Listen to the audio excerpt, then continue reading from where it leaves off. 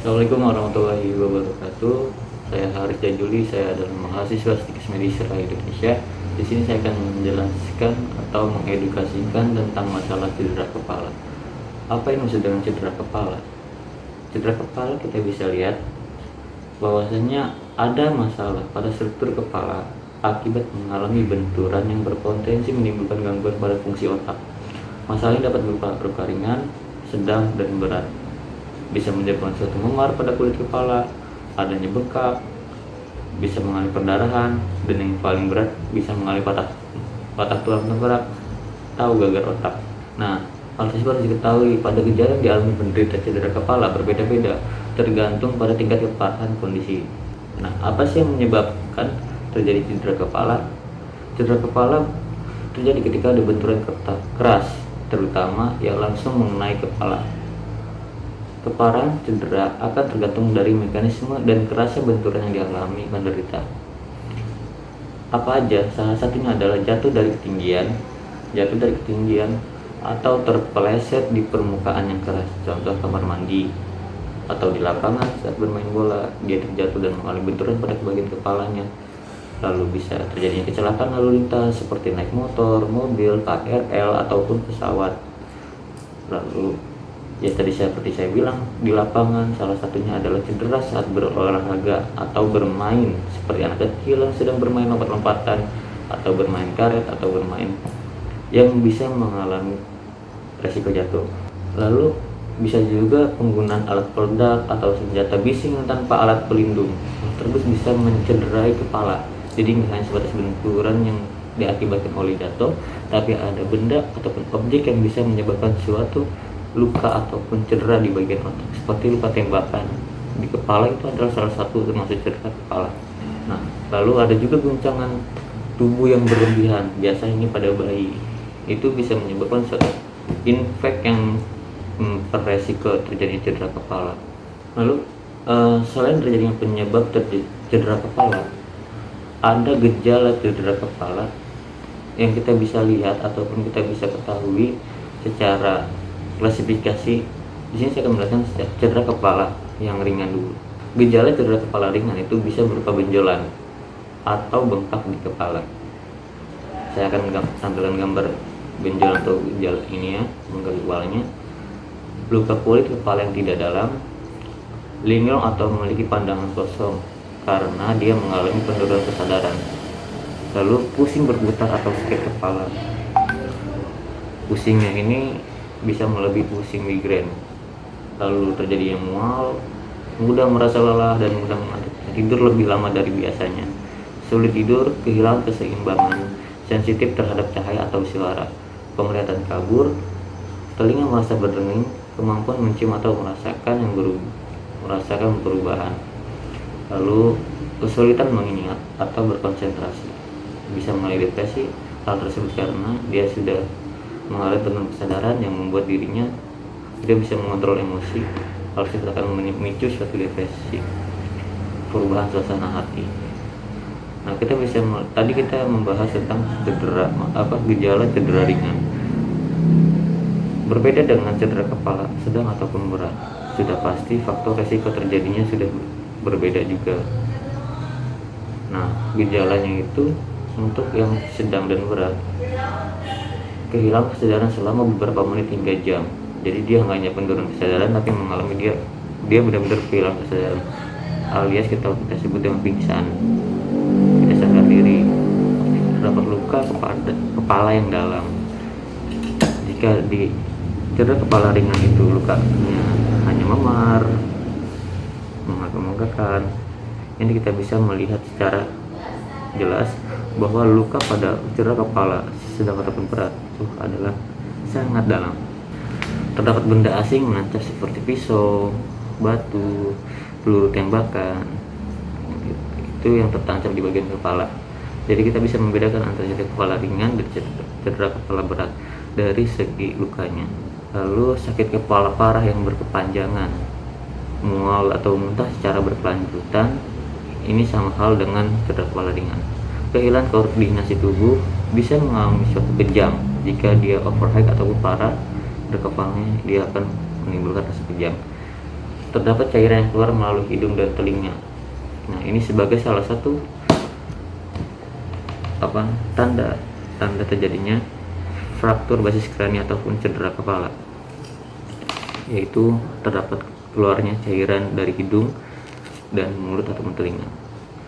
Lalu sulit dibangunkan saat tidur. Hal tersebut karena dia mengalami penurunan kesadaran, merasa sangat bingung, perubahan perilaku yang drastis, berbicara cadel, dan bisa menyebabkan koma. Kapan harus ke dokter? Kira-kira kapan kita harus ke rumah sakit, kapan kita harus ke IGD, kapan kita harus ke klinik? Segera ke tempat pelayanan kesehatan saat baru saja mengalami benturan keras dan kepala, meski tidak merasakan gejala apapun. Jika cedera diikuti oleh perubahan perilaku ataupun gejala-gejala di atas yang tadi saya sebutkan, segera kunjungi pelayanan kesehatan terdekat. Hal tersebut akan meningkatkan kualitas keselamatan pada seseorang tersebut. Bagaimana kita mengetahui atau mendiagnosis atau menentukan cedera kepala tersebut? Kita bisa lihat dari pemeriksaan Glasgow Coma Scale atau disebut dengan GCS yang tadi saya sebutkan. Pada gejala ringan dan berat bahwa pasien cedera kepala mengalami penurunan kesadaran. Hal tersebut kita bisa lihat dari penilaian GCS, di mana nilai GCS adalah 15 masuk dalam kompas medis. Jika pada pasien cedera kepala mengalami penurunan dengan nilai 13, 8, 7 sampai 3 yang menyatakan bahwa dia koma, itu bisa mendiagnosis bahwa pasien tersebut mengalami cedera kepala akibat terjadi benturan, ditandai dengan penurunan kesadaran. Dan juga bisa melalui pemeriksaan syarat. Hal tersebut dilakukan pada pelayanan kesehatan yang mendukung. Dan ada pemeriksaan radiologi yang sudah pasti menjadi ciri khas untuk pemeriksaan terjadinya cedera kepala. Apa radiologi? Salah satunya adalah CT scan atau MRI, bisa dilihat untuk mengetahui apakah ada patah tulang tengkorak.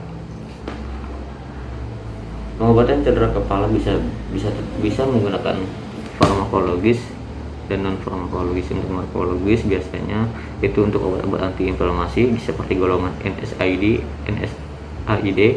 seperti ibuprofen, aspirin tanpa instruksi dokter. Lalu kalau non farmakologis seperti terapi, itu biasanya kita ke fisioterapi mengembalikan fungsi syaraf ataupun otot yang terganggu akibat gangguan pada otak akibat cedera. Terapi kognitif ataupun psikologis untuk memperbaiki gangguan perilaku. Hal tersebut karena seperti gejala yang tadi sudah saya sebutkan akan mengalami suatu perubahan perilaku. Lalu tindakan yang paling lebih dalam lagi itu salah satunya adalah operasi. Hal tersebut biasanya kondisinya sudah menyebabkan terjadinya perdarahan dalam otak yang berat, patah tulang tengkorak yang melukai otak, terdapat benda asing di dalam otak. Jika kita menemukan satu kasus tersebut, maka tindakannya adalah dengan melakukan operasi. Kira-kira apa aja komplikasi dari cedera kepala? Komplikasinya itu bisa tadi penurunan kesadaran itu termasuk juga hal yang menjadi sangat fatal. Hal tersebut masuk dalam kategori komplikasi. Terjadinya vertigo, kejang berulang atau kita sebut dengan epilepsi, terjadinya stroke dan infeksi seperti meningitis, dan penyakit generasi otak seperti demensia, penyakit Alzheimer, dan penyakit Parkinson. Bagaimana pencegahan cedera kepala? Baiklah yang kita lakukan untuk melakukan pencegahan tersebut. Akan tetapi banyaknya orang-orang yang tahu untuk menghindar dari risiko cedera tersebut kadang suka mengabaikan, sehingga banyak juga terjadi kasus-kasus cedera kepala. Nah, di sini saya akan menjelaskan bagaimana cara pencegahan cedera kepala. Salah satunya adalah menggunakan alat pengaman saat berolahraga. Sudah pasti selalu menggunakan alat keselamatan seperti helm atau pelindung kepala jika bekerja di lingkungan yang beresiko menimbulkan cedera kepala. Contohnya tukang bangunan, tukang pembuatan jalanan, pokoknya berkaitan sama lingkungan yang beresiko tinggi mengalami cedera. Lalu memasang pagangan besi di kamar mandi dan di samping tangga untuk mengurangi resiko terpleset. Biasanya orang-orang malas yang tidak pernah membersihkan kamar mandi licin. Hal tersebut akan menimbulkan suatu resiko berpotensi untuk terjadinya cedera kepala. Karena apa? Karena licin, dia terpleset dan jatuh.